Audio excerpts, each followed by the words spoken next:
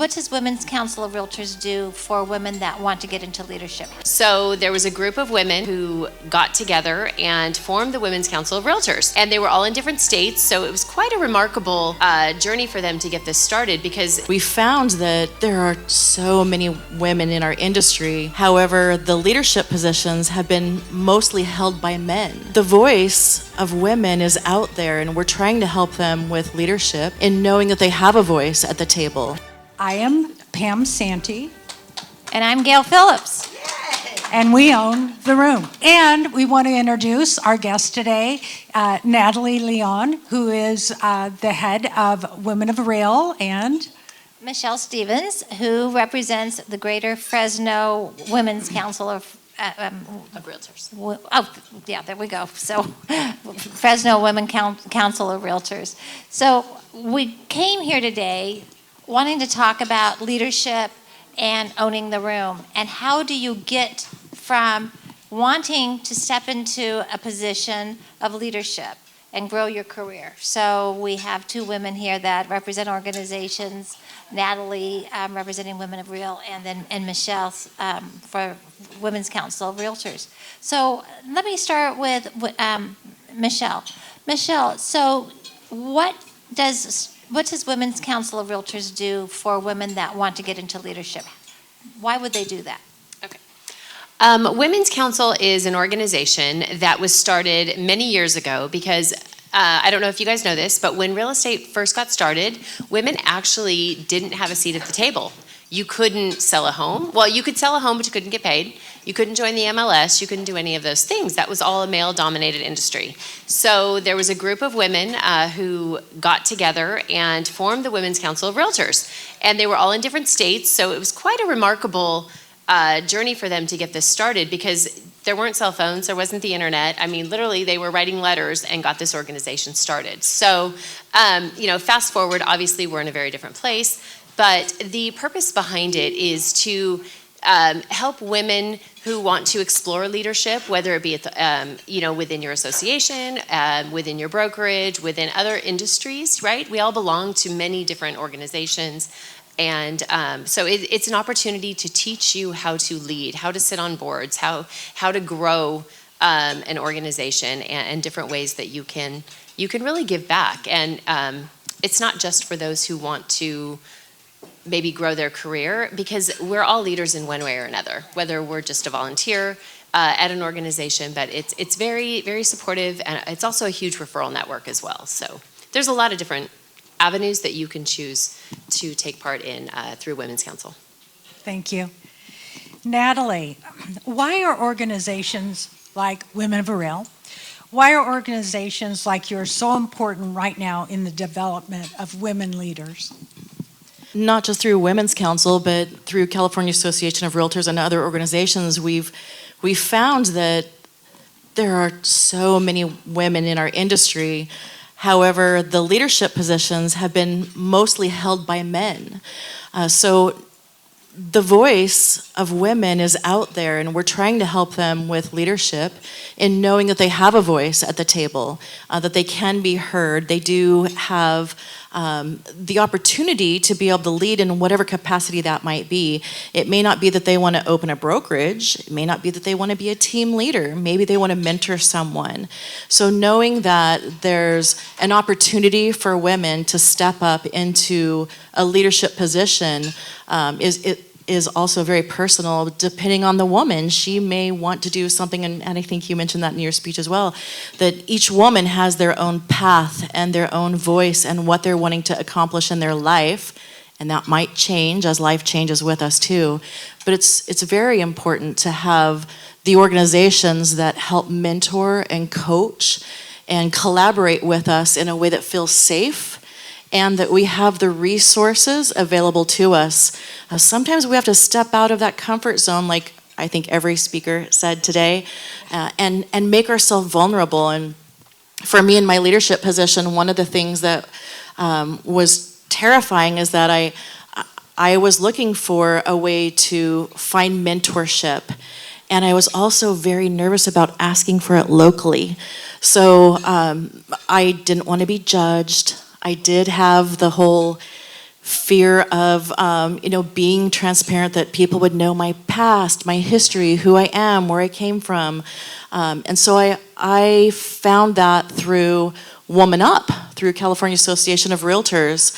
And then again, I'm a past president of Women's Council of Realtors as well, and they have been very wonderful about mentoring and helping.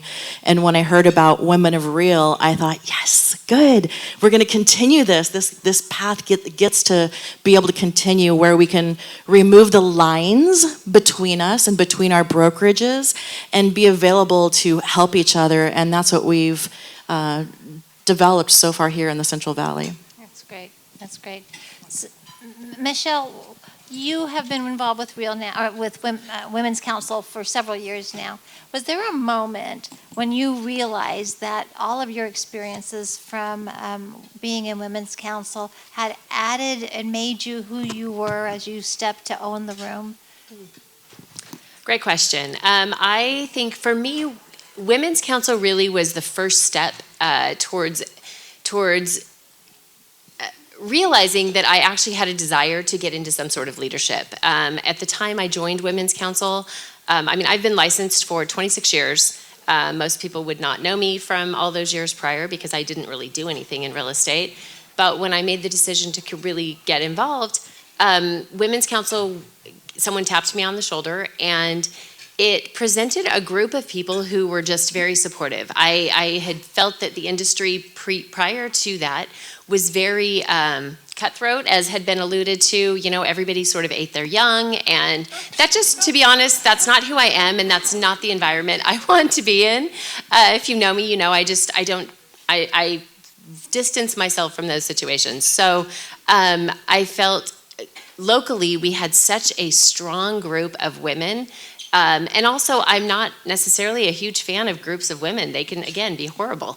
So it's been so eye-opening to me to meet so many amazing women and realize that, you know what, I think that evolution is happening, and we're realizing that we do need each other, right? We need to work together regardless of where we're at, what brokerage we're at, or what industry we're in, right? We all have so many common goals and so many common threads. So that helped elevate me and push me into just getting to know the organization and getting to know the people. And I just started saying yes and yes and yes. And the next thing you know, now I'm president. And I think it's helped push me into the position I hold now. I'm running a brokerage as well. And it's in a very short time, I feel that my career has, I went from being basically a stay-at-home mom for almost 25 years to now running a brokerage. And so it's that saying yes, it's that group of collaborative, supportive people that I didn't know I was missing. So that Women's Council for me has really pushed me into realizing how much I do need people. And we heard that several times today from some of the speakers as well. Yeah, that saying yes is so important and so hard sometimes, because a lot of times, just like this event today, saying yes meant getting uncomfortable. Mm-hmm. So it does put you in rooms maybe you don't feel like you deserve to be in. Yeah. This is for both of you. What skills or perspectives do women gain in these organizations that they don't get anywhere else? You want to start? Sure, I'll go first. So the skills also mentioned by other speakers is that we do need to humble ourselves. We need to be vulnerable in being open to the training, the leadership, just the information that's provided from the people that are within these organizations is really valuable. And sometimes you might think, gosh, I've heard that before. I might know that information already, but hearing it from a different person, a different perspective, and sometimes just at a different time at your life hits very differently. So I feel like that's probably one of the more important things that I'll share. Yeah, I would. I think I would add specifically to Women's Council. It provides a path. There's the training from board experience, right? So a lot of us have been on different boards, but Women's Council, unlike some organizations, is very structured. It has very clear board rules. So you really learn the benefits and the how to run a board and all the different facets that go into that. So that carries over into a lot of other organizations. It also opens doors as far as a path to either CAR or NAR. Sometimes those paths can be difficult to get into at the local level, whereas Women's Council has a great opportunity for you to continue that path if that's what you're interested in. I mean, we have several local presidents. Melanie Barker went through Women's Council, Tamara Szyminski, who else? There's another, Sabrina Brown. Oh, can't forget Sabrina Brown. But then there's actually one other whose name is eluding me at the moment, but you know, we have tons and tons of leadership within our industry that has actually come through Women's Council and a lot of different committee members and CIR directors and NAR directors. So it's a great path if it's something that you're looking, you know, to figure out kind of how you can get involved. So for women in this room who may be hesitant to step into leadership or community, what steps do they take next to find out more about your organizations, about Women's Council, about Women of Real? I know you have a table. For Women's Council, we do have a table over there. There is some information. There's a QR code regarding membership. You can reach out to me directly. I would love to share, you know, there's a lot of benefits. Women's Council has one of the highest registration costs to join, so I know sometimes that can be a little difficult, but there are so many benefits to being a part of it. I mean, we get mailbox money just through referrals, so one of those and your membership is paid for the next 5 years. But yeah, I reach out to me. You can go to wcr.org, and there's a lot of information on there as well. And I believe there's also information about the additional trainings, and there's all kinds of educational things that come out on a monthly basis that you can partake in that is all part of your membership. So yeah, wcr.org or reach out to me. Natalie, the same question. Yes, so Women of Real has a Facebook group, and they're getting some really great traction and mileage through that and posting about the speakers that are coming nationally. There are state speakers, state events, and local events. So if you want to know more about it, I would go to the Women of Real Facebook page, would be one connection, and then directly through me, if you're from here locally, would be a way that we could connect directly, and then I can add you into an email list that I have for the personal invites to make sure that you're not missing any of the pretty cool stuff that we're doing here locally.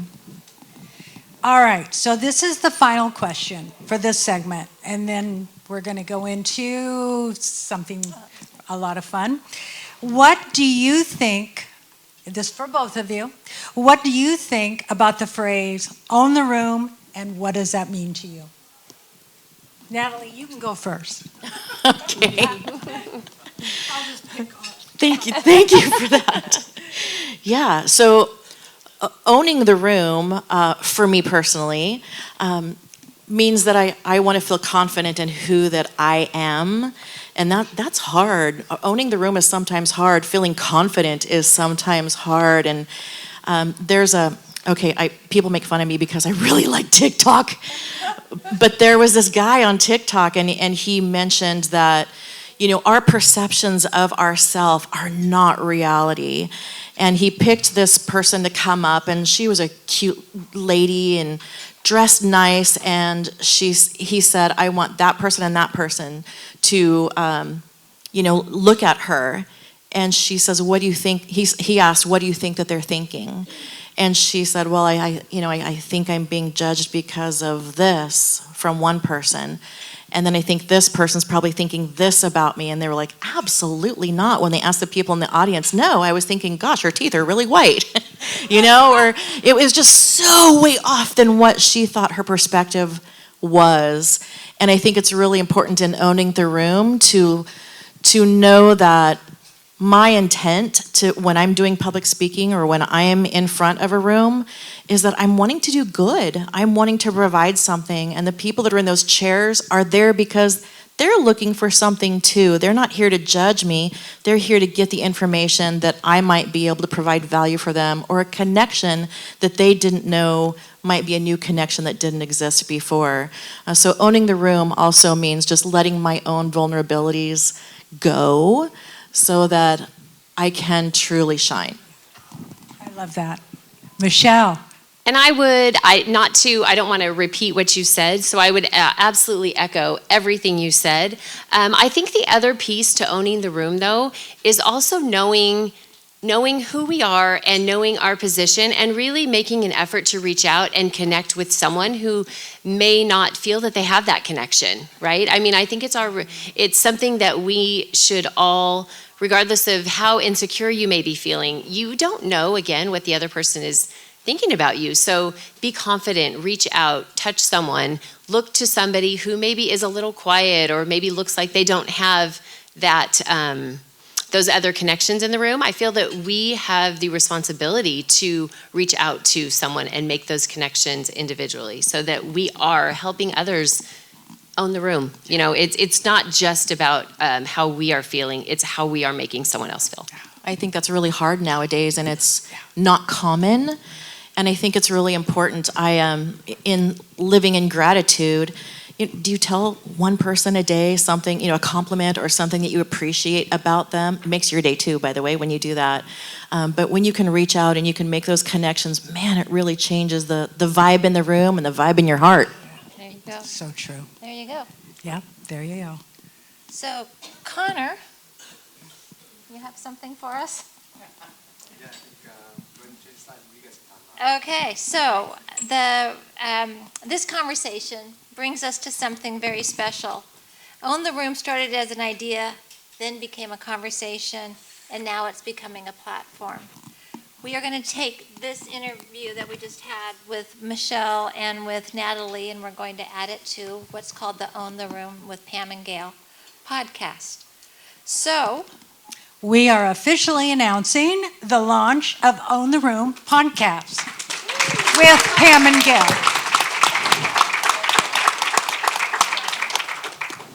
I can't believe we're doing this. This podcast is a space for honest conversation for women who lead with courage, emotional intelligence, and heart. And those last two are very, very important, emotional intelligence and heart. women who didn't wait for permission, women who changed the energy in the room, and many of these women are our past and upcoming guests. And some of them are sitting in the room right now, and we would really like to acknowledge those women for taking time out of their very busy days. And I'm looking around the room, and I'm saying, Krista Beavers, you're going to be on our podcast. I mean, we have got some really exciting things that are coming up. I would like Molly Meeker. I don't see, is Cam here today, Cam Wade? Was she? Okay. Morgan Kennington, Lindsay Capoletti, Sabrina Brown, all of these women have showed up and been on our podcast so far. And our author, another one of our authors here, which is Living by the Mantras, and I wrote this, Realtor Extraordinaire, Colleen Souza. And if you all would stand up. Yes, Yeah. if you would all Molly, stand up. Thank you so Pam, much. Morgan, let's see, Lindsay, if she's here. Colleen's here. There she is. There's Morgan. Thank you. So, here we go. Yeah, podcast is for women in business, leadership, and life. So women who are ready to own their voice, their vision, and their space.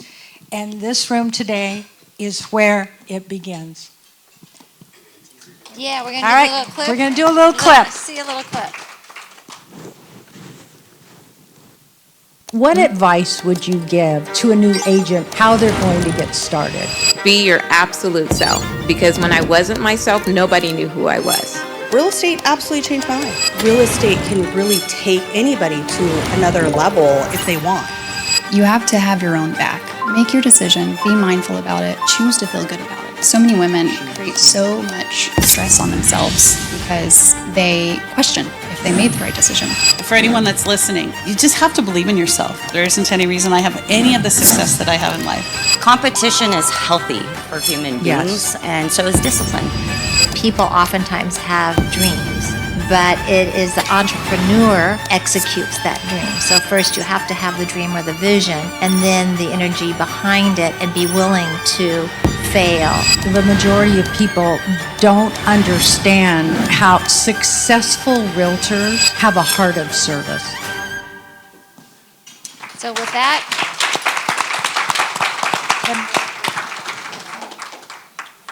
how do we find this? Yes. How are you going to find us? In the next few days, we will be dropping into our social media, which you all have seen, links to Own the Room podcast.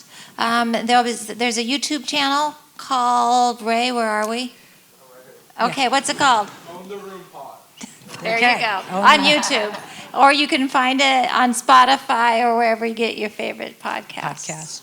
Thank you all for joining us on our journey today, and a special thank you to Molly Meeker with Edge Home Finance. Molly, you did a fabulous job, as we knew you would, and have been a constant supporter of the Santy Phillips Group. And we are so grateful for your love and support, and so grateful for all of you showing up today. Thank you. Thank you, everybody.